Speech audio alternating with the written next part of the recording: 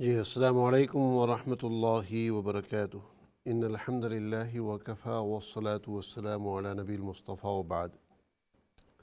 فإن اللہ سبحانہ وتعالی یقول فی کتابہ العزیز والفرقان الحمید فاعوذ باللہ السمیع العلیم من الشیطان الرجیم الف لام میم ذلک الکتاب لا ریب فیہ ھدی للمتقین صدق اللہ العظیم۔ ان اللہ وملائکتہ یصلون علی النبی یا ایہا الذین آمنوا صلوا علیہ وسلموا تسلیما۔ اللہم صلی وسلم بارک علی سیدنا محمد وعلی آلہ واصحابہ وازواجہ وذریاتہ واہل بیتہ وخلفائہ ومن تبعہم بإحسان الی یوم الدین رضوان اللہ تعالی علیہم اجمعین۔ ناظرین کرام، آج کے یہ اگلے تفسیر اظہار القرآن پروگرام میں لائیو نشریات میں آپ کا خیر مقدم ہے، جو کہ آپ کی خدمت میں پیش کی جا رہی ہیں ہمارے لندن اسٹوڈیو سے ماشاءاللہ، اور امید کرتے ہیں کہ اس پروگرام کے ذریعے سے اللہ رب العزت ہمارے اور آپ کے لیے خیر و برکت کے فیصلے فرمائیں گے۔ اس پروگرام کے ذریعے سے ہمارے اور آپ کے علم اور علوم میں اضافہ ہوگا، اور قرآن کو پڑھنا، اس کو سمجھنا، اس کے معانی کی مفاہمت حاصل کرنا اور اس کے اوپر عمل کرنا ہمارے لیے آسان ہو جائے۔ افہام اور تفہیم کہتے ہیں سمجھنے کو، اور مفاہمت کہتے ہیں آپس میں سمجھنے کو۔ اس لیے میں نے بہت ہی تول کر کے یہ لفظ استعمال کیا کہ ہم اور آپ آپس میں مل کر کے ایک دوسرے کی سپورٹ کریں گے کہ قرآن کو سمجھ پائیں انشاءاللہ۔ اللہ سبحانہ وتعالی جزائے خیر عطا فرمائے۔ ناظرین اکرام، جو ہے رمضان سے پہلے ہم نے ماشاءاللہ 100 سے اوپر آیتیں اس کی مکمل کر لی تھیں، اور یقیناً وہ کئی مہینوں کی ٹرانسمیشن تھی، تقریباً یہ کہہ لیجئے کہ 5-6 مہینے تو لگے ہوں گے اس میں۔ بہرحال جو ہے اب رمضان کے بعد لوگوں کی طرف سے درخواست آئی کہ اس تفسیر کے پروگرام کو ابتدا سے واپس شروع کیا جائے، کیونکہ بہت سے کہہ رہے ہیں کہ ہمیں پتہ نہیں تھا کہ یہ پروگرام چل رہا ہے، کہ ہم اس سے بھرپور فائدہ اٹھاتے ہیں، اور جب ہم نے یہ چند ایپیسوڈ دیکھے تو ہمیں اندازہ ہوا کہ ہم نے کیا مس کیا ہے، تو لہٰذا اس کا اگر آپ دوبارہ شروع کر لیں شروع سے تو یہ ہمارے لیے اور بہتر ہو جائے گا۔ اب ظاہر ہے اس ریکویسٹ کو قبول کرنا بھی مشکل اور انکار کرنا بھی مشکل، تو اس کے ہم نے 2 حل تلاش کیے۔ ایک تو یہ کہ جو ہے ٹھیک ہے، ہم اس کا ریویژن شروع کرتے ہیں، واپس جو ہے سورہ فاتحہ سے سورہ بقرہ سے شروع کرتے ہیں، لیکن وہ کوئک ریویژن ہوگا، ڈیٹیل کے ساتھ نہیں ہوگا، کوئک سمری کے ساتھ ہوگا۔ تو ایک جو پہلے پروگرام کیے ہیں ان آیات کے، اس کا یہ کہہ لیجئے کہ خلاصہ اور ترجمہ بس اتنا ہوگا اس میں۔ اور رہی بات اس کی کہ بھئی وہ پروگرام دوبارہ ریپیٹ کیے جائیں، یا یہ کہ جو ہے شروع سے ریپیٹ کیا جائے دوبارہ، تو اس کا حل ہم نے یہ تلاش کیا کہ ہر Saturday and Sunday evening, Saturday Sunday weekend پر رات کو 9 بجے سے لے کر صبح 10:30 بجے تک پرانے پروگرامز جو ہے وہ ریپیٹ چلیں گے جو پہلے چل چکے ہیں۔ تو مجھے اثر نو دوبارہ پروگرام کرنے کی ضرورت نہیں پڑے گی، اور وہی پروگرام آپ کی خدمت میں پیش کیے جا سکیں گے۔ اللہ سبحانہ وتعالی جزائے خیر عطا فرمائے۔ تو بہرحال اس وقت ناظرین اکرام جو ہے ہم نے پرسوں کے پروگرام میں سورۃ الفاتحہ جو ہے جمعہ کے دن کے پروگرام میں سورۃ الفاتحہ کور کر لی تھی۔ اس میں سب سے اہم چیز جو درس کی تھی وہ بسم اللہ الرحمن الرحیم کے حوالے سے تھی، کہ بسم اللہ کی وجہ کیا ہے اور بسم اللہ کا مقام کیا ہے ماشاءاللہ۔ اس کے بعد آج ہم شروع کرتے ہیں سورۃ البقرہ سے، اور یہ جو ہے بس ایک کہہ لیجیے کہ جنہوں نے کورس پہلے کر لیا ہے ہمارے ساتھ، ان کو دوبارہ ایک دفعہ پھر کیچ اپ کرا رہے ہیں، یاد دہانی کرا رہے ہیں، ایک دفعہ ریویژن کرا رہے ہیں۔ ہر دفعہ ایسے نہیں ہوگا، لیکن اس سال انشاءاللہ اس طرح کر رہے ہیں ہم۔ سورۃ البقرہ کی ابتدا ہوتی ہے۔ سورۃ البقرہ جو ہے اس میں 286 آیتیں ہیں، یہ 286 آیتیں، 40 رکوع ہیں اس میں۔ یہ سورۃ بقرہ جو ہے مدنی سورت ہے، یعنی اس کی اکثر آیتیں مدینہ منورہ میں نازل ہوئی ہیں۔ بسم اللہ الرحمن الرحیم سے ابتدا ہوتی ہے واپس۔ ہر صورت کی ابتدا سوائے سورۃ توبہ کے باقی ہر صورت کی ابتدا بسم اللہ الرحمن الرحیم سے ہوتی ہے۔ بسم اللہ، نام سے اللہ ہی، اللہ کے، الرحمن جو بڑا مہربان، الرحیم نہایت رحم والا ہے۔ یہ تو بسم اللہ الرحمن الرحیم کا معنوی ترجمہ ہوگا، شروع کرتا ہوں اللہ کے نام سے جو بڑے مہربان نہایت رحم والے ہیں۔ تو بسم اللہ الرحمن الرحیم جو ہے اس میں با الگ ہے، اسم الگ ہے، تو بھی اسمی تھا، اور عربک گرامیٹیکل رول کے مطابق جو ہے الف کو اس میں سے ہٹا دیا جاتا ہے تو بسمی ہو جاتا ہے۔ یہی طریقہ کار حضور صلی اللہ علیہ وسلم کے زمانے میں بھی تھا کہ جب وہ آپس میں بات کرتے تھے، اور جو ہے جب کوئی پوچھتا تھا اگر کسی نے پوچھنا ہوتا تھا اسمو کا، آپ کا نام کیا ہے، تو اس کے ساتھ جو ہے ماں لگایا جاتا ہے کہ ماں اسمو کا جو ہے آپ کا نام کیا ہے۔ تو لیکن یہ کہ وہ اسمو کا الف جو ہے وہ حذف ہو جاتا تھا، وہ چھپ جاتا تھا، غائب ہو جاتا تھا، اور وہ کہا کرتے تھے مسمو کا، آپ کا نام کیا ہے۔ تو مسمو کا، اسی طرح بِاسْمِی سے بسمی، بسم اللہ الرحمن الرحیم۔ اس آیت میں یہی کہہ لیجئے کہ تسمیہ نام ہے بسم اللہ کا،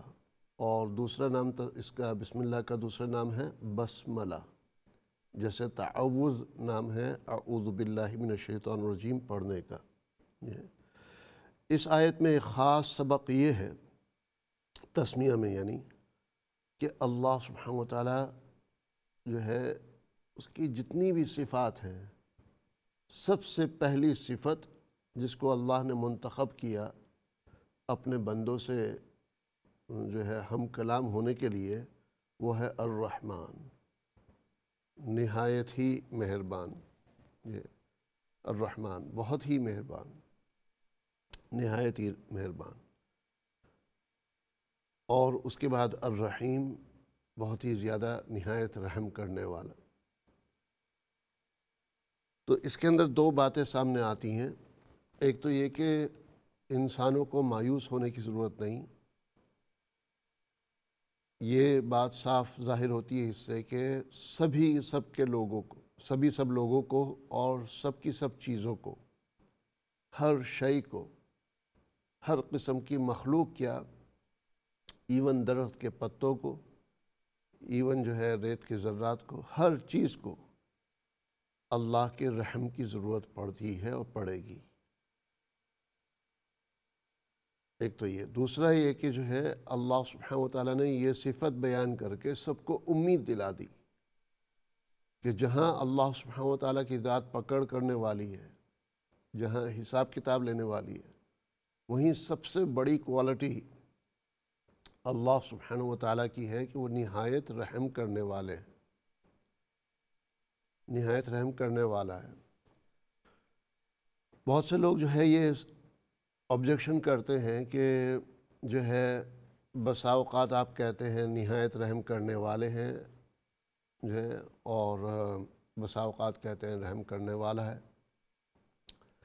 اور اکثر جگہ اللہ سے جب بات ہوتی ہے تو آپ یہ کیوں کہتے ہیں یا اللہ تو ایسا کر دے، تو کے بجائے تم کیوں نہیں کہتے، آپ کیوں نہیں کہتے۔ اور مطلب یعنی جو الفاظ اللہ کی نسبت میں جو ہے جو الفاظ استعمال کرتے ہیں ہم اردو زبان کے اندر، ایون عربی زبان میں بھی، لیکن اردو زبان میں وہ جو ہے کر رہا ہے، اس نے کیا ہے، وہ کرتا ہے،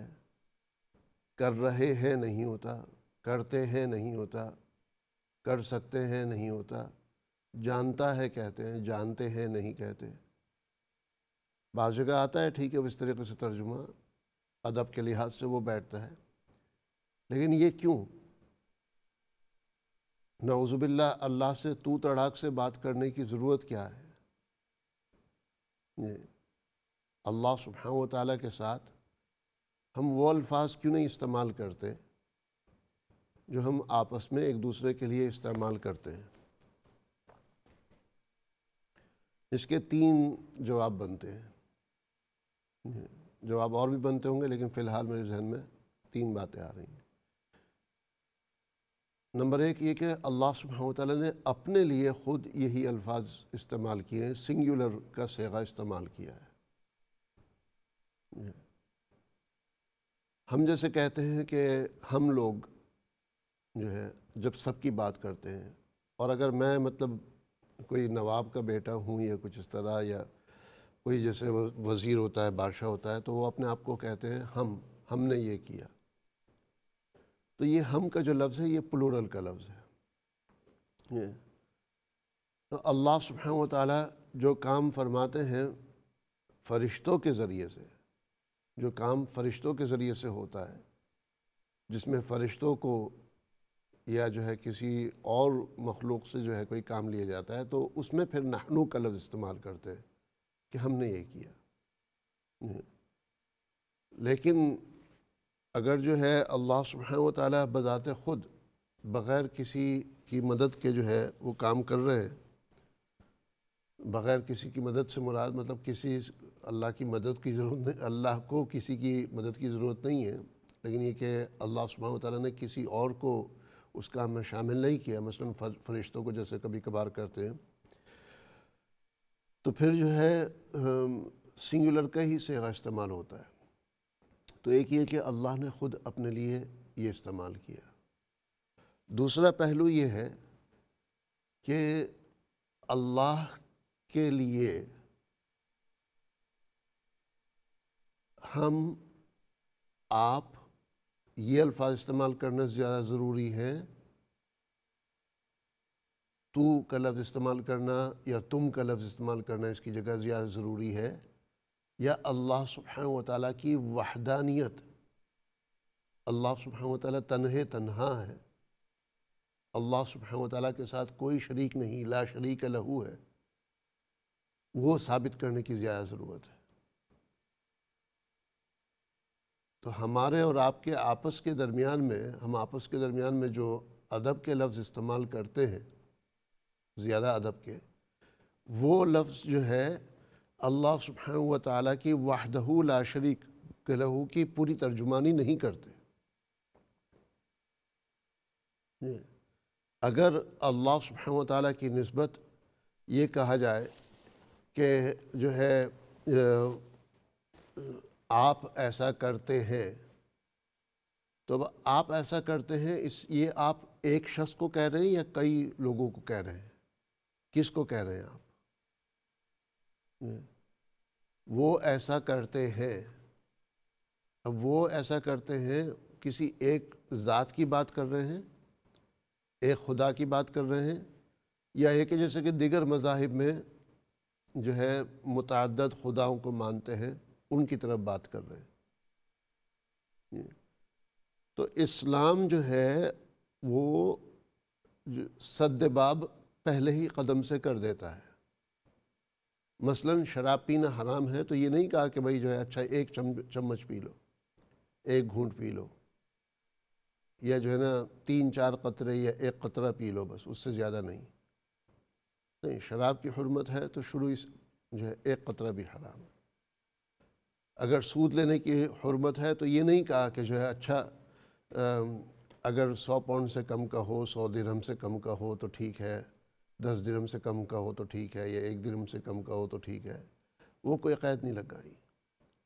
یہ نہیں کہا کہ اچھا اگر آپ کو جو ہے مسجد بنانے کے لیے سود پر قرضہ لینے کی ضرورت پڑے تو ٹھیک ہے، اپنا گھر بنانے کے لیے سود پر قرضہ لینے کی ضرورت پڑے تو ٹھیک ہے، یہ الفاظ استعمال نہیں کیے۔ اپنا کاروبار پہلی دکان آپ شروع کر رہے ہیں، پہلی گاڑی آپ لے رہے ہیں، اس کے لیے سود پر لینے کی ضرورت پڑے تو ٹھیک ہے، لیکن باقی نہیں لے سکتے، یہ کہیں گنجائش نہیں چھوڑی جی۔ اور اسی وجہ سے میرا ان علماء سے جو ہے ادب کے ساتھ اختلاف ہے جو اس میں گنجائش پیدا کرتے ہیں سود کے معاملے میں، مورگیجز کے معاملے میں، چونکہ جب آپ گنجائش پیدا کر رہے ہیں تو آپ اس چیز کے لیے دروازہ کھول رہے ہیں، اور اللہ سبحانہ وتعالیٰ نے جن چیزوں کو حرام قرار دیا ہے اس کا مکمل سد باب کیا ہے اللہ سبحانہ وتعالیٰ نے، ان کے لیے کہیں پر بھی ذرا سا کوئی رخنہ تک نہیں چھوڑا کہ جس سے وہ چیز جو ہے داخل ہو سکے۔ تو لہٰذا اسی طریقے سے جہاں پر جو ہے شک ہو سکتا ہے کہ ہم بات کر رہے ہیں اللہ رب العزت کی تنہا کی، یا یہ کہ جو ہے ہماری نسبت متعدد معبودوں کی طرف ہے، تو ان الفاظ کا سد باب کرتے ہوئے جو ہے تو اور تیرے اور اس قسم کے یہ الفاظ استعمال کیے جاتے ہیں۔ امید کرتا ہوں آپ یہ پوائنٹ سمجھ گئے ہوں گے۔ چونکہ پہلے جو 100 آیتوں سے اوپر تفسیر کی ہے تو اس میں جب اللہ کی نسبت ہم بات کرتے تھے اور یہ الفاظ استعمال ہوتے تھے تو بعض ویورز کی طرف سے ہوتا تھا کہ بھئی اس میں آپ ادب کے الفاظ اور زیادہ کیوں استعمال نہیں کر لیتے۔ تیسرا پوائنٹ یہ ہے کہ سب سے بڑا آپ کا دوست، سب سے بڑا آپ کا خیر خواہ، سب سے بڑا آپ کو پالنے والا، آپ کا خیال رکھنے والا کون ہے؟ اللہ کی ذات ہے۔ تو اللہ کی ذات، اللہ اور بندے کا رشتہ صرف وہ رشتہ نہیں ہے جو کہ ایک بادشاہ اور ایک غلام کا ہوتا ہے، صرف وہ رشتہ نہیں ہے، بلکہ یہ بہت ہی بڑی، بہت ہی عظیم محبت کا رشتہ ہے۔ اور یہ رشتہ وہ رشتہ ہے جو بہت ہی گہرے دوست کا آپس میں ہو سکتا ہے، اس سے بھی بڑھ کر کے یہ رشتہ ہے۔ فَإِنَّ اللَّهَ هُوَ مَوْلَاهُ، اللہ سبحانہ وتعالیٰ یہ مؤمنین کا مولا ہے۔ مولا سے مراد والی بھی ہے، اس سے مراد دوست بھی ہے۔ ولی جو ہے ولی اللہ کہتے ہیں، تو ولی اللہ کا ترجمہ کیا ہے؟ اللہ کا دوست۔ ولی اللہ کا ترجمہ ہی ہوتا ہے اللہ کا دوست، اللہ کا قریب بندہ۔ تو جس طرح آپ کے اور دوست کے درمیان، آپ کے اور آپ کے محبوب کے درمیان کوئی تکلفات نہیں ہوتے، تو اسی طریقے سے آپ کے اور اللہ کے درمیان کوئی تکلف نہیں ہے۔ 3 پوائنٹ ہو گئے۔ آپ کے توجہ سے سننے کی برکت سے ایک اور پوائنٹ سامنے آیا جو ہے، تو چوتھا پوائنٹ بھی بتا دیتا ہوں اس میں۔ اللہ سبحانہ و تعالی ان الفاظ سے بے نیاز ہے۔ یہ اللہ سبحانہ و تعالی ان الفاظ سے بے نیاز ہے۔ اللہ سبحانہ و تعالی جو ہے کی ذات پہ، اللہ سبحانہ و تعالی کے مقام پہ، اللہ سبحانہ و تعالی کے وقار پر، اللہ سبحانہ و تعالی کی قدرت پر، اور اللہ سبحانہ و تعالیٰ کی عظمت، کبریائی اور شرافت پر ہرگز اس بات سے کوئی فرق نہیں پڑتا ہے کہ پوری دنیا کیا، پورا عالم، پورا جہان، پوری تمام کی تمام کائناتیں اللہ سبحانہ و تعالیٰ کو آپ کہہ کر کے بلائیں یا تو یا تم کہہ کر کے بلائیں۔ تو بہرحال جو ہے یہ اس میں اصل جو ہے وہ 2 پوائنٹ ہیں۔ ایک تو یہ کہ اللہ نے بذات خود اپنے لیے وہ لفظ استعمال کیا ہے، اور دوسرا یہ کہ جو ہے ادب کے الفاظ استعمال کرنا زیادہ ضروری ہے، یا اللہ سبحانہ و تعالیٰ کی وحدانیت، اللہ سبحانہ و تعالیٰ تنہا ہے، اس بات کو ثابت کرنا زیادہ ضروری ہے۔ کیا چیز زیادہ ضروری ہے؟ تو اس چیز کو سامنے رکھ کر کے جو ہے اس طریقے سے ترجمہ اکثر پیش کیا جاتا ہے۔ کبھی کبھار اگرچہ ترجمہ میں جو ہے آپ اور جو ہے کر رہے ہیں، یہ الفاظ آ جاتے ہیں۔ تو لہٰذا آج کے بعد اس کو آپ ہرگز گستاخی نہ سمجھیے گا، بے ادبی نہ سمجھیے گا، بلکہ اپنا پن سمجھیے گا کہ اللہ سبحانہ و تعالیٰ جو ہے آپ کے لیے ایسا ہی ہے جیسا کہ آپ کے سب سے قریبی ترین دوست، سب سے قریبی ترین محبوب جو ہے وہ جیسا وہ اس کے ساتھ رشتہ ہوتا ہے، اس سے گہرا رشتہ اللہ سبحانہ و تعالیٰ کی ذات کے ساتھ ہے۔ اور دوسرا ہے کہ اللہ نے یہ لفظ خود اپنے لیے استعمال کیا۔ عربوں میں بھی ہوتا ہے کہ بعض بادشاہ کہتے ہیں اپنے لیے نحنو کے لفظ استعمال کرتے ہیں، اپنے لیے کننا کے لفظ استعمال کرتے ہیں، کنتو کے بجائے کنتو، کہ میں ہوں، میں تھا یا میں نے کیا تھا، جو ہے فعلتو کہ میں نے یہ کام کیا، کتبتو میں نے یہ لکھا، اس کے بجائے کہتے ہیں کتبنا، ہم نے یہ لکھا، ہم نے یہ ارشاد جاری کیا، ہم نے یہ فرمان جاری کیا، حکمنا ہم نے یہ فیصلہ کیا۔ تو بادشاہ لوگ جو ہے دنیا کے اندر بھی اپنے لیے عربی زبان میں بھی پلورل کے الفاظ استعمال کرتے ہیں اور کرتے آئے ہیں ہسٹوریکلی۔ تو اللہ کی طرف سے بھی جو ہے کوئی حرج نہیں تھا اگر وہ الفاظ استعمال کیے جاتے، لیکن غالباً جو ہے یہی مقصود تھا کہ اللہ سبحانہ و تعالیٰ کی ونس کو، وحدانیت کو جو ہے ثابت کیا جائے۔ چلتے ہیں آگے۔ سورہ بقرہ کی سب سے پہلی آیت ہے، اس میں 3 لفظ ہیں، الف لام میم۔ الف لام میم، الف لام میم ہے کیا؟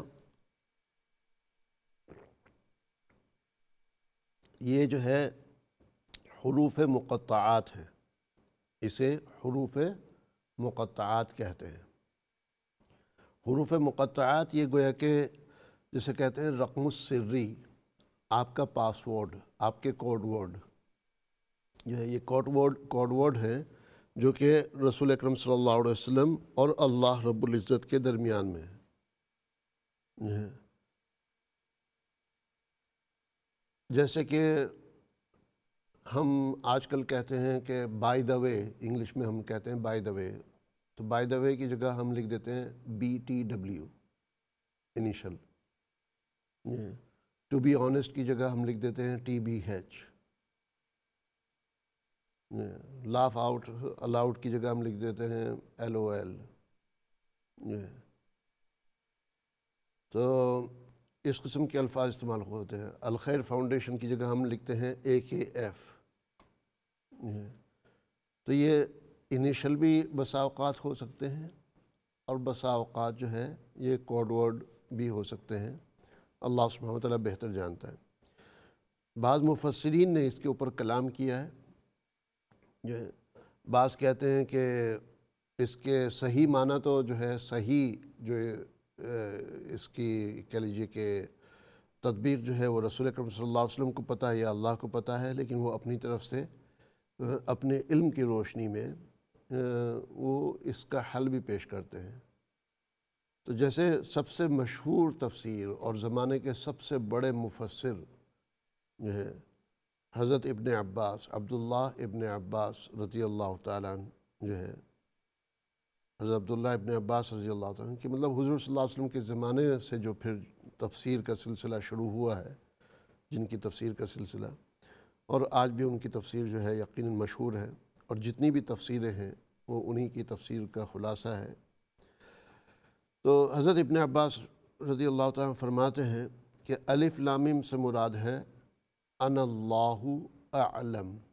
میں اللہ سب سے زیادہ جانتا ہوں۔ انا اللہ اعلم، یہ ہے میں ہوں اللہ سب سے زیادہ علم رکھنے والا۔ یہ ہے ایک بزرگ نے فرمایا کہ الف لام میم کے الف سے مراد ہے کہ جس نے یہ پاک کتاب نازل فرمائی، یعنی اللہ۔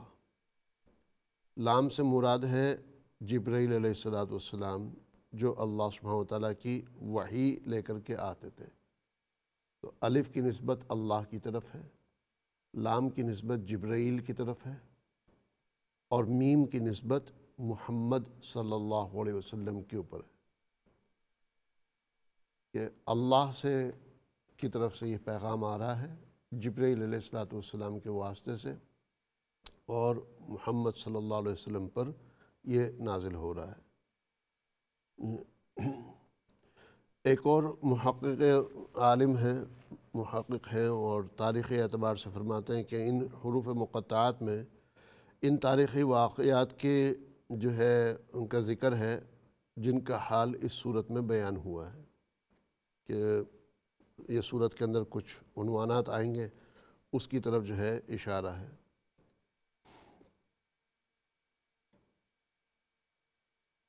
اللہ سبحانہ و تعالیٰ نے ہمیں قرآن مجید پڑھنے اور سمجھنے کا موقع دیا۔ ہمارا فرض ہے کہ کلام اللہ کو پوری طریقے سے ہم سمجھنے کی کوشش کریں، اس پر عمل کریں، اور اس کے علم و عمل جو ہے دور اور نزدیک تک ہر طرف پھیلائیں۔ دنیا کی مصیبتوں کا، دنیا کے حالات کا، دنیا کی تباہی اور تباہ کاریوں کا یہی ایک حل ہے کہ ہم اللہ سبحانہ و تعالیٰ کے کلام کو سمجھیں اور اس کی باتوں پر عمل کریں انشاءاللہ۔ چلتے ہیں آگے کی طرف۔ اگلی آیت ہے ذالک، ذالک الکتاب لا ریب فیہ۔ ذالک کا اصل ترجمہ ہوتا ہے وہ کتاب، تو بعض جگہ اس کا ترجمہ وہ کتاب آ سکتا ہے، اور بعض اکثر جگہ جو ہے اس کا ترجمہ ہوتا ہے یہ کتاب، ذالک الکتاب، یہ کتاب۔ ذالک کیوں استعمال کیا اس کی طرف میں آتا ہوں۔ تو ذالک الکتاب، یہ کتاب، لا ریب، لا نہیں ہے، ریب کوئی شک، فیہ اس میں، تو ذالک الکتاب لا ریب فیہ، اس کتاب میں کوئی شک نہیں ہے، یہ کتاب ایسی ہے کہ جس میں کوئی شک و شبہ نہیں ہے۔ ذالک کا لفظ استعمال کیوں کیا، یہ ہے وہ اس لیے کہ جو ہے ذالک عموماً دور کی چیزوں کے لیے استعمال ہوتا ہے، دور کی چیزیں، لیکن قرآن کی عظمت، قرآن کی بڑائی، قرآن کا مقام اتنا بلند ہے، اتنا بلند ہے، اور قرآن جو ہے اس کا کاتب، یہ کہہ لیجئے کہ اس کا مصنف جو ہے، جو ذات ہے وہ اس دنیا میں، اس جہان میں ہمارے سامنے نہیں ہے، بلکہ وہ پروردگار کی ذات ہے۔ اکثر کیا سبھی کتابیں جو لکھی جاتی ہیں اس کا مصنف، اس کا رائٹر ہمارے ہی درمیان میں ہوتا ہے، کوئی نہ کوئی ہمارے آس پاس ہی ہوتا ہے، ایک ملک میں نہیں تو دوسرے ملک میں، ایک کانٹیننٹ میں نہیں تو دوسرے کانٹیننٹ میں، لیکن یہ قرآن کے مصنف جو ہے اللہ سبحانہ و تعالیٰ کی ذات جو ہے، اور قرآن کا مقام اتنا اونچا مقام ہے کہ اس کے لیے جو ہے ھذا کے لفظ وہ بہت ہلکا تھا۔ ھذا کا ترجمہ ہوتا ہے ھذا الکتاب، یہ کتاب، اور ذالک الکتاب کا مطلب وہ کتاب، تو ذالک کا لفظ استعمال کیا، وہ کتاب، مطلب جس تک کہ اور کوئی نہیں پہنچ سکتا، جس کتاب تک کسی اور کتاب کا رتبہ اور مقام پہنچ ہی نہیں سکتا،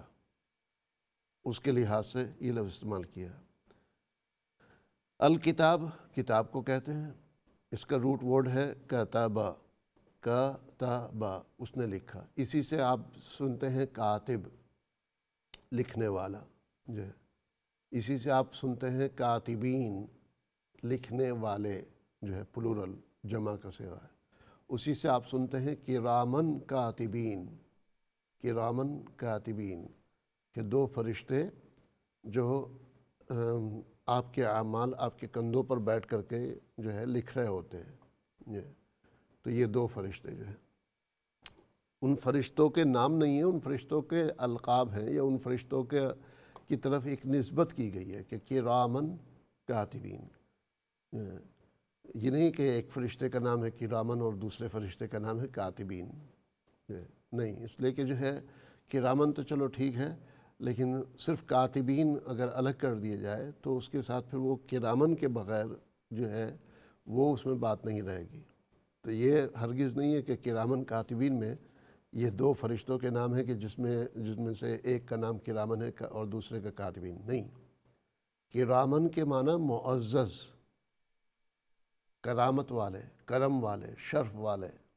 معزز جو ہے، عزت دار، ایک اونچا مقام، جیسے ہم انگریزی میں سر اور لارڈ اور آنریبل یہ الفاظ استعمال کرتے ہیں، تو کرامن یہ۔ اور کاتبین کے معنی ہے لکھنے والے، تو کاتبن ایک لکھنے والا اور کاتبین پلورل ہے کہ لکھنے والے۔ تو اگر جو ہے وہ صرف دو فرشتوں کی طرف نسبت ہوتی کہ جو فرشتے دو آپ کے کندھوں پر بیٹھے ہیں، تو پھر اس کی جگہ جو ہے پھر یہ تو کاتب کا لفظ آتا کہ بھئی ایک فرشتہ جو ہے اس کا نام کاتب ہے اور دوسرے کا نام کرام ہے یا کریم ہے، یا پھر کاتبین کا لفظ آتا ہے، کاتبین کہ دو لکھنے والے، لیکن کاتبین کا لفظ آیا کہ سب کے سب لکھنے والے، تو یعنی مطلب ہر شخص، دنیا کا ہر شخص، اس کے ساتھ جو دو فرشتے لگے ہوئے ہیں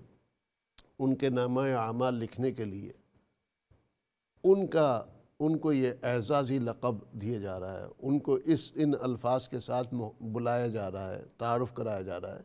کہ وہ کرامن کاتبین ہیں، یعنی معزز لکھنے والے ہیں۔ اور یہ مقام اس لیے جو ہے اور زیادہ بیان کیا گیا کہ جو ہے بات کہیں اور کی کہیں اور جا رہی ہے اس وقت، یہ اس لیے زیادہ بیان کیا یہ مقام چونکہ عموماً جو ریکارڈ رائٹر ہوتا ہے نا، مثال کے طور پر کہیں پر سیکیورٹی کیمرے لگے ہوئے ہیں، تو جو شخص سی سی ٹی وی پر نظر رکھے ہوئے ہوتا ہے، سیکیورٹی کیمرے پر جو نظر رکھتا ہے، باقی لوگ اس کو پسند نہیں کرتے اتنا کہ یار یہ تو ہمارے اوپر نظر رکھے ہوئے ہیں۔ جو آپ کا ریکارڈ رکھتا ہے، جو آپ کے حرکت و نقل و حرکت کو جو ہے قلم کرتا ہے، اس کو لوگ جو ہے زیادہ پسند نہیں کرتے، تو اس لیے جو ہے اللہ سبحانہ وتعالیٰ نے ان کو اپنی طرف سے وہ عزت کے القاب عطا کیے۔ بہرحال جو ہے ذالک الکتاب، یہ کتاب تو عربی میں بھی ہم کتاب کہتے ہیں اور اردو میں بھی کتاب کہتے ہیں، لا نہیں، ریب کوئی شک، ریب جو ہے یہ اردو میں بھی استعمال ہوتا ہے جس کے معنی ہے شک کے، فی ہی اس میں، اس کتاب میں کوئی شک نہیں ہے۔ تو مطلب اسٹریٹ فارورڈ الفاظ ہیں، اور تفسیر جو ہے جن کے پاس تفسیر موجود ہے وہ پڑھ سکتے ہیں انشاءاللہ، اور میں سمجھتا ہوں کہ ہم نے کافی آیتیں آج پوری کرنی ہے تو زیادہ گہرائی میں نہیں جاتے ہیں۔ یہ آیت نمبر 2 کا جو ہے دو حصے ہیں، ایک ہے ذالک الکتاب لا ریب فیہ، اس میں قرآن کا مقام بتا دیا، قرآن پاک کی حیثیت وہ بتا دی، اور دوسرا حصہ جو ہے اس کا وہ ہے ھدی للمتقین، ھدی للمتقین، کہ یہ متقین کے لیے ہدایت ہے متقین کے لیے۔ یہ جو ہے دوسرا حصہ قرآن کا مقصد بتا رہا ہے۔ تو پہلے حصے نے قرآن کا مقام، قرآن کی حیثیت بتا دی، اور آیت کے دوسرے حصے نے پھر قرآن کا مقصد بتا دیا۔ ھدی للمتقین کا کیا مطلب؟ ھدی ہدایت ہے، تو ہدایت بھی یہ اصل ھدی سے بنا ہے، ھدی للمتقین، متقین کے لیے۔ متقین کسے کہتے ہیں؟ متقین جن کے اندر تقوی ہوتا ہے، تقوی ہوتا ہے جو اپنے آپ کو اللہ سبحانہ و تعالیٰ کے ڈر کی وجہ سے اور اللہ سبحانہ و تعالیٰ کی محبت کی خاطر اپنے آپ کو جو ہے بچا کر کے رکھتے ہیں۔ تو یہ جو ہے مطلب متقی سنگولر ہوتا ہے، ایک شخص ہو تو اس کو متقی کہتے ہیں، اور پلورل ہو تو اسے متقین کہتے ہیں، جمع ہو تو اگر۔ تو بات جو ہے یہ سب انسانوں کی ہو رہی ہے کہ اس تمام انسانوں میں جو بھی متقین ہیں، یعنی جو تقوی اختیار کرنا چاہتے ہیں، جو اللہ کا دوست بننا چاہتے ہیں، جو اللہ کے قریب ہونا چاہتے ہیں، اللہ کا محبوب بننا چاہتے ہیں، اللہ کی خاطر گناہوں سے بچنا چاہتے ہیں، غلط کاموں سے بچنا چاہتے ہیں، ان کے لیے یہ ہدایت ہے۔ ہدایت کے معنی روشنی کے بھی ہیں، ہدایت کے معنی راہ گیری کے بھی ہیں، راستہ بتلانے کے، اور ہدایت کے معنی سیدھے راستے پر چلانے کے بھی ہیں۔ یہ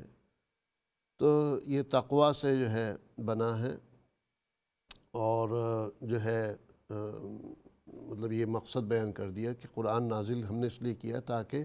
متقیوں کو اس سے ہدایت ملے، یعنی جو بھی قرآن سمجھنا چاہتے ہیں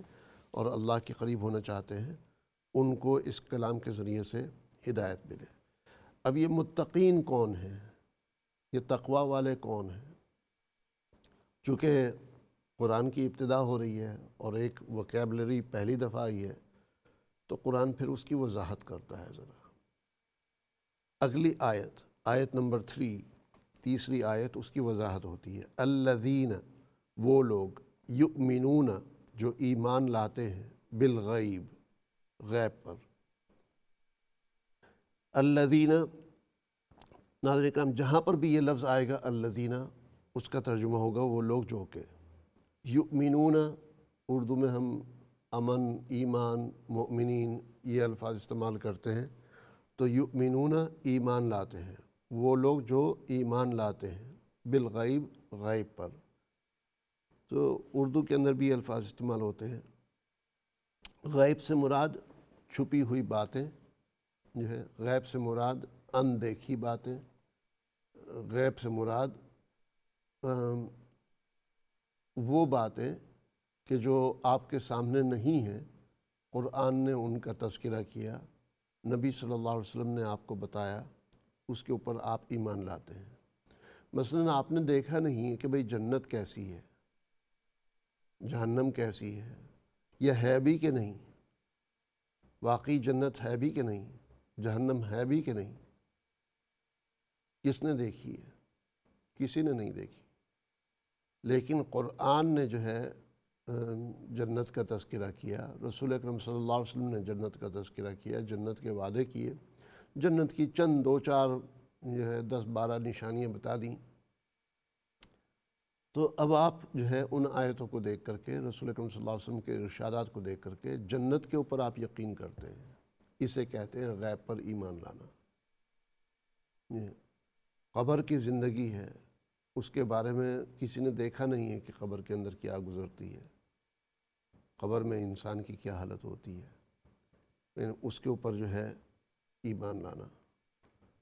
یہ جو ہے زیادہ ضروری ہوگا، اور اس سے جو ہے پھر آپ کے ایمان کا مقام کا پتہ چلتا ہے۔ تو الذین یؤمنون بالغیب، وہ لوگ جو کہ ایمان لاتے ہیں غیب کی باتوں پر۔ میں زیادہ تفصیل میں نہیں جا رہا ہوں، جنہوں نے اس کا تفصیلی پروگرام دیکھنا ہو انہی آیتوں کا تو وہ سیٹرڈے سنڈے کی ٹرانسمیشن میں دیکھ لیجئے گا انشاءاللہ۔ وَيُقِيمُونَ الصَّلَاةَ، اور وہ قائم کرتے ہیں نماز کو۔ وَيُقِيمُونَ الصَّلَاةَ، نماز قائم کرتے ہیں۔ یقیمو، یہ اقامہ سے بنا ہے۔ قامہ، یہ اقامہ جو ہے یہ قامہ سے، قوامہ سے بنا ہے، اس کا اصل روٹ ورڈ قاف الف میم یا قاف واو میم ہے جو ہے۔ تو قامہ کے معنی کھڑے ہونا، اقامہ کے معنی کھڑا کرنا، یعنی قائم کرنا۔ یقیمون الصلاۃ، جو نماز کو قائم کرتے ہیں۔ تو وَيُقِيمُونَ الصَّلَاةَ، متقین کی دوسری نشانی بتائی۔ پہلی نشانی کیا؟ سب سے پہلی نشانی، سب سے اہم نشانی مؤمنین کی، ایمان لانے والوں کی۔ ایمان لانا اسے ہی کہتے ہیں کہ بھئی جو آپ کی باتوں پر یقین کرے۔ تو وہ باتیں جو بتائی گئیں جو آپ کے سامنے نہیں ہیں، جو آپ نے دیکھی نہیں، جیسے جنت جہنم کا تذکرہ کیا، پل صراط کا تذکرہ ہے، حساب و کتاب کا تذکرہ ہے، والوزن یومئذ الحق، اس دن ترازو جو ہے لگائی جائے گی صحیح ناپ تول کے ساتھ، حق کے ساتھ، وہ ترازو کا تذکرہ ہے، عرش کا تذکرہ ہے، عرش کے سائے کا تذکرہ ہے، جو ہے حوض کوثر کا تذکرہ ہے، میدان حشر میں جو حساب کتاب ہوگا، سوال و جواب ہوں گے، اس کا تذکرہ ہے۔ تو ان سب باتوں کو ہم نے دیکھا نہیں ہے، لیکن ہم ایمان لے آتے ہیں۔ تو سب سے پہلی سب سے اہم کوالٹی یہ ہے کہ جو باتیں آپ کے سامنے نہیں ہیں ان پر آپ یقین لے کر کے آئیں۔ ہم لوگ جو ہے ہم میں سے بہت سے جو ہے وہ الٹے چلتے ہیں، ریورس میں جاتے ہیں کہ جو باتیں ہمارے سامنے ہیں اس پر تو ہم ایمان لے آتے ہیں، جو ہے جو کمزور مسلمان ہیں میں ان کی بات کر رہا ہوں۔ اور بعض ہیں جو کہتے ہیں یار پتہ نہیں جنت جہنم ہے بھی کہ نہیں، چلو کہتے ہیں تو ہوگی، کبھی کبھار جو ہے ہوا تو کوئی اچھا کام کر لیا، لیکن جو ہے یہ ان کو پختہ یقین نہیں ہوتا ہے کہ جنت واقعی ہے، اور وہ اپنے آپ کو یا اپنے یقین کو اور پختہ کرنے کی کوشش بھی نہیں کرتے۔ تو لہٰذا جو ہے ان باتوں کے اوپر ایمان لانا یہ ایمان لانے کا سب سے اول مرتبہ ہے، سب سے اونچا مرتبہ ہے۔ تو ہمیں ریورس میں نہیں، جو چیزیں ہمارے سامنے اس پر نہیں، بلکہ جو چیزیں ہمارے سامنے نہیں ہیں پہلے اس پر ایمان لانا ہے، اور پھر جو ہے جو چیزیں ہمارے سامنے ہیں وہ تو ہیں ہی الحمدللہ۔ اس کے بعد جو ہے عمل کی بات کی، عمل کی کہ نماز قائم کرتے ہیں، یعنی اللہ نے جو حکم دیا ہے ایمان کے بعد کیا حکم ہے؟ وہ حکم ہے نماز کا، جو ہے ایمان کے بعد تو نماز قائم کرتے ہیں، یعنی اپنی بدنی عبادت کرتے ہیں۔ بدنی عبادت کی بات ہوئی کہ وہ یقیمون الصلاۃ، وہ نماز قائم کرتے ہیں، تو نماز پر استقامت، بدنی عبادت، اس کا میں جو ہے لقب رکھنا چاہوں۔ اس کے بعد جو ہے اگلا ٹکڑا جو ہے اس آیت کا، اب یہ جو آیت ہے اس کا الذین یؤمنون بالغیب جو ہے یہ ایک حصہ ہوا، دوسرا حصہ ہوا وَيُقِيمُونَ الصَّلَاةَ، نماز قائم کرتے ہیں، اور تیسرا حصہ ہوا وَمِمَّا رَزَقْنَاهُمْ يُنْفِقُونَ، جو کچھ ہم نے ان کو دیا ہے اور جو کچھ اس میں سے جو رزقناہم ہم نے ان کو دیا، ينفقون وہ خرچ کرتے ہیں، وَمِمَّا رَزَقْنَاهُمْ يُنْفِقُونَ اور جو کچھ دیا ہے ہم نے ان کو اس میں سے وہ خرچ کرتے ہیں۔ یہ تیسرا حصہ ہوا اس آیت کا۔ پہلے آیت کے اندر جو ہے غیب کی باتوں پر ایمان لانے کی بات ہوئی، دوسری آیت میں بدنی عبادت کی بات ہوئی نماز کی، اور نماز کے ضمن میں بقیہ پھر اور بدنی عبادتیں آ گئیں، اور تیسرے نمبر کے اوپر مالی عبادت کی بات ہوئی، مال کی قربانی، مالی عبادت کی بات ہوئی۔ وَمِمَّا رَزَقْنَاهُمْ يُنْفِقُونَ کہ جو کچھ ہم نے ان کو دیا ہے اسی میں سے خرچ کرتے ہیں۔ تو یہ بھی بتلا دیا کہ جو ہے دیا بھی ہم نے ہی ہے، جو ہے ہم نے ہی ان کو دیا ہے، ہم نے ان کے مقدر میں لکھا تھا، تبھی جا کر کے ان کو وہ پیسہ یا وہ مال و دولت یا وہ سونا چاندی یا اسباب یا ہیرے جواہرات یا جو بھی ہے وہ ان کو ملا ہے، ہم نے ان کے مقدر میں لکھا تھا، تو ہم نے دیا ہے، تو جو ہم نے دیا ہے اسی میں سے وہ خرچ کرتے ہیں۔ تو اس آیت سے آپ کو اندازہ ہو گیا ہوگا کہ اللہ کی راہ میں خرچ کرنا جو ہے اس کی کتنی اہمیت ہے، کہ اللہ نے سورہ الف لام میم سورہ بقرہ کی ابتدا میں جو ہے تیسری آیت کے اندر ہی اس بات کا تذکرہ کر دیا، اور آیت کے تین پیغامات دیے ایک آیت کے اندر، ایک غیب کی باتوں پر ایمان لانا، دوسرا نماز پر قائم رہنا، اور تیسرا جو ہے مالی قربانی کرنا، یہ دوسرے حساب سے کہہ لیجئے کہ بدنی قربانی اور جو ہے مالی قربانی، یہ بدنی عبادت اور مالی عبادت، ان دونوں قسم کی عبادتوں پر ابھارا۔ یہ جو ہے مختصراً تعارف ہو گیا تھا ان لوگوں کا جو کہ متقی ہیں، متقیوں کے اندر یہ تین صفات ہوتی ہیں۔ آگے جو ہے پھر وہ والذین یؤمنون جو ہے کہ وہ لوگ ایمان لاتے ہیں، اس کی پھر مزید تشریح کی، کیونکہ سب سے اہم جو ہے اس میں غیب کی باتوں پر ایمان لانا ہے،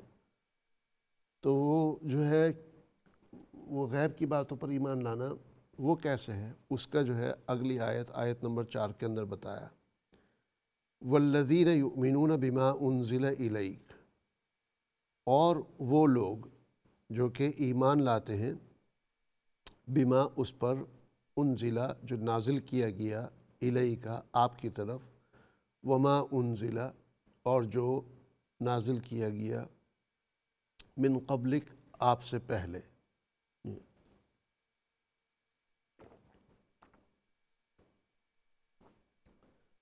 تو وہ لوگ جو ایمان لاتے ہیں اس پر جو نازل کیا گیا آپ کی طرف اور جو نازل کیا گیا آپ سے پہلے، یہ ہے آسمانی کتاب کا تذکرہ۔ اس میں حضرت آدم علیہ السلام سے لے کر حضور صلی اللہ علیہ وسلم تک جتنے بھی انبیاء علیہ السلام آئے ہیں، جتنے بھی نبی آئے ہیں، تمام کے تمام نبیوں کے پیغامات پر جو ہے ایمان رکھنا، یہ ہمارے ایمان کا حصہ ہے۔ خصوصاً قرآن نے جو تذکرہ کیا وہ جو ہے 4 آسمانی کتابیں مشہور ہیں، تورات جو کہ موسیٰ علیہ السلام کے اوپر نازل کی گئی، زبور اس سے پہلے جو کہ داؤد علیہ السلام کے اوپر نازل کی گئی، اور انجیل بائبل جو کہ عیسیٰ علیہ السلام پر نازل کی گئی، اور پھر جو ہے قرآن کریم جو کہ سیدنا محمد صلی اللہ علیہ وسلم حضور صلی اللہ علیہ وسلم کے اوپر نازل کیا گیا۔ یہ 4 کتابوں کا تو تذکرہ ہے، لیکن اس کے علاوہ اور بھی قرآن کریم میں آتا ہے صحف ابراہیم و موسیٰ، کہ ابراہیم علیہ السلام کے صحیفے، شیس علیہ السلام کے صحیفے، اس کا بھی تذکرہ آتا ہے۔ تو لہٰذا ایون ابراہیم علیہ السلام کے جو صحیفے ہیں، جو کچھ بھی اس میں تھا، جو ہے کم از کم اتنا ایمان لانا کہ ہاں اللہ نے ابراہیم علیہ السلام کو صحیفے عطا کیے تھے، جس کا مضمون ہمارے سامنے ہے کہ اس میں کیا لکھا ہوا تھا، کیا لکھا ہے، تو پھر ہم اس کے اوپر ایمان لا سکتے ہیں اگر وہ اپنی اوریجنل کنڈیشن میں ہے۔ اگر اس کے اندر تبدیلی ہو گئی ہے، اس کے مختلف ورژنز آ گئے ہیں، تو پھر ہم یہ کہیں گے کہ بھئی ہم اتنا تو ایمان رکھتے ہیں کہ اللہ سبحانہ وتعالیٰ نے عیسیٰ علیہ السلام کو انجیل بائبل کتاب عطا کی، اس کا کون سا ورژن صحیح ہے کون سا نہیں، کیا اس میں صحیح ہے کیا غلط، اس کے بارے میں ہم اتنا کچھ نہیں کہہ سکتے۔ صرف اتنا کہہ سکتے ہیں ہم کہ قرآن نے بائبل کے جس حصے کی تائید اور حمایت کی، اس کے اوپر ہم یقیناً پورا اعتماد رکھتے ہیں کہ ہاں وہ صحیح ہے۔ جس حصے کو قرآن نے جو ہے غلط بتا دیا، مثلا قرآن نے کہہ دیا لَقَدْ كَفَرَ الَّذِينَ قَالُوا إِنَّ اللَّهَ ثَالِثُ ثَلَاثَةٍ، کہ یقیناً کفر کیا ان لوگوں نے جنہوں نے کہا کہ اللہ 3 ایک ہے، 3 میں سے ایک یا 3 کا ایک ہے، ٹرینٹی جو ہے۔ تو اگر ان کتابوں میں کہیں پر ٹرینٹی کا تذکرہ آتا ہے تو قرآن نے بتا دیا کہ وہ جو ہے مطلب کفریہ الفاظ ہیں، ایسا اوریجنل میں تھا ہی نہیں۔ تو لہٰذا چاہے وہ تورات ہو، انجیل ہو، سامز آف ڈیوڈ ہو، اس میں اگر جو بھی تحریف کی گئی ہے تو ان تحریفات کی وجہ سے ظاہر ہے ہمارے سامنے اس کے اوریجنل نسخے موجود نہیں ہیں۔ تو قرآن جس کی طرف نشاندہی کرتا ہے، قرآن جس کی تائید کرتا ہے ہم اس کی تائید کرتے ہیں، ان آیتوں کی، ان حصوں کی، ان چیپٹرز کی، اور قرآن جو ہے جہاں نشاندہی کر دیتا ہے کہ غلط ہونے کی تو ہم اس کو غلط مانتے ہیں، اور بقیہ جو حصہ ہے اس کے بارے میں ہم سکوت اور خاموشی اختیار کرتے ہیں۔ تو والذین یؤمنون بما انزل الیک، وہ لوگ جو ایمان لاتے ہیں اس پر جو آپ پر نازل کیا گیا، یعنی قرآن کریم، اس پر وما انزل من قبلک، اور آپ سے پہلے جو نازل کیا گیا، یعنی پچھلی کتابوں کے اوپر، پچھلے نبیوں کے اوپر جو کتابیں نازل کی گئیں، جو چیپٹرز اور جو صحیفے نازل کیے گئے اس پر۔ وَبِالْآخِرَةِ هُمْ يُوقِنُونَ، وَبِالْآخِرَةِ هُمْ يُوقِنُونَ۔ اب اس میں جو ہے ایمان بالغیب، ایمان بالغیب کے لیے ایک لفظ استعمال کیا، لیکن اس ایک لفظ کو استعمال کر کے ہر چیز کو اس میں سمیٹ لیا، جیسے کہتے ہیں نا دریا کو کوزے میں بند کرنا، تو ایک لفظ استعمال کیا، اور وہ کیا کہ آخرت پر وہ یقین رکھتے ہیں، اور آخرت پر وہ یقین رکھتے ہیں، وہ آخرت پر بھی اور آخرت پر بھی وہ لوگ یقین رکھتے ہیں۔ تو یہ آخرت کا لفظ استعمال کیا یہاں پر، وبالآخرۃ، آخرت کا لفظ استعمال کیا۔ یہ آخرت کا لفظ یہ استعمال کیا کہ یہ لفظ استعمال کر کے اس دنیا کی زندگی کے بعد، موت کے بعد سے جو اگلی زندگی آنے والی ہے، اس کے ہر مرحلہ کو جو ہے آخرت کا مرحلہ کہا جاتا ہے۔ آخرت کا معنی کیا ہے؟ آخرت جو ہے اس کے دو معنی ہو سکتے ہیں، ایک جو ہے آخری مرحلہ، اور دوسرا اس کے معنی ہے دوسرا، کہ پہلا اور دوسرا، پہلی زندگی اور دوسری زندگی، یا پہلی زندگی اور آخری زندگی۔ تو کوئی بھی اس کا استعمال کریں، چاہے پہلی زندگی اور دوسری زندگی، کہ یہ دنیاوی زندگی جو ہے یہ پہلی زندگی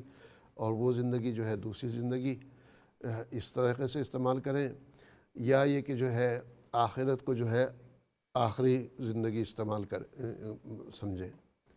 چونکہ اس سے پہلے بھی ہماری ایک زندگی رہ چکی ہے عالم ارواح کی، جہاں پر اللہ سبحانہ وتعالیٰ نے ہمارے سے عہد لیا تھا،